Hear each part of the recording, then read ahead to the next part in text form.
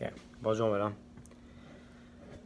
Alors, étape 1. 178 secondes était publié en 2009.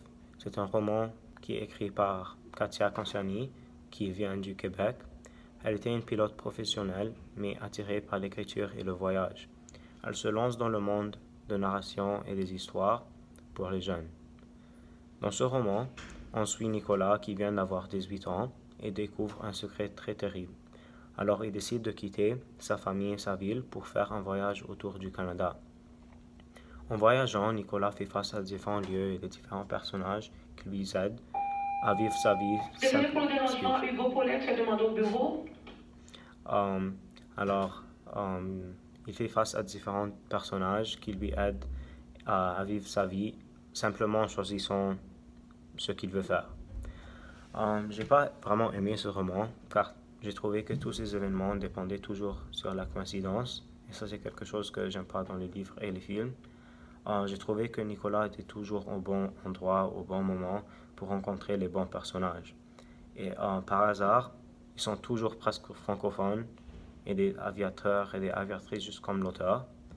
Et aussi, malgré que c'était un long voyage pendant l'hiver, il n'y avait aucun risque avec lui. Ok, étape 2. Alors, la quête du personnage principal. Alors, j'ai choisi Marie-Thérèse Gauthier car je pense que l'événement le plus important de cette histoire de Nicolas, c'était la découverte de ce qui lui s'est passé lorsqu'il était petit.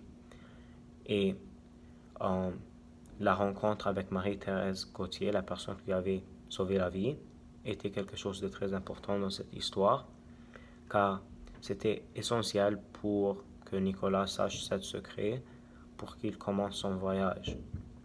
Et ce voyage lui a permis de reprendre sa vie. Et de même, à la fin de ce voyage, lorsque Nicolas retourne à la maison, il rencontre son père, par lequel aussi il apprend que son père était une victime d'un mensonge par lequel il ne savait pas que sa femme était malade. Alors, en parlant avec son père, ils ont créé une nouvelle relation entre les deux par laquelle n'aurait jamais eu lieu sans que Nicolas fait son voyage et le personnage de Marie-Thérèse Gauthier qui lui a sauvé la vie. Ok. Les personnages. Alors, Nicolas a rencontré plusieurs personnages le long de cette histoire qui avaient des influences majeures et positives. Alors, en premier, j'ai choisi Marie-Thérèse Gauthier, qui était la personne qui a sauvé la vie de Nicolas lorsqu'il avait 3 ans, lorsque sa mère était en train d'essayer de lui tuer. J'ai aussi choisi les Fortier. Il y a Monsieur Fortier que, grâce à lui, Nicolas a eu un emploi. Il y a aussi son épouse Chantal, qui était un exemple de la mère que Nicolas a jamais eue. J'ai aussi choisi Félicité. Je trouve que Félicité est très importante pour lui parce qu'elle lui a encouragé de penser à apprendre l'aviation et lui a aussi appris comment à vivre sa vie sans le contrôle de son père et sa famille. J'ai choisi Angige parce que Nicolas est tombé amoureuse avec elle, ou amoureux avec elle. Elle était quelqu'un de très positif et important de sa vie parce que il se parlait tout le temps, il est tombé amoureux avec elle. Alors, elle était aussi quelqu'un qui lui a encouragé de apprendre l'aviation. Il y a Marc Lavoie que j'ai choisi, qui était un pilote des forces canadiennes. Il était très important dans la décision que Nicolas termine ses études en aviation pour qu'il soit un pilote juste comme lui. Ok.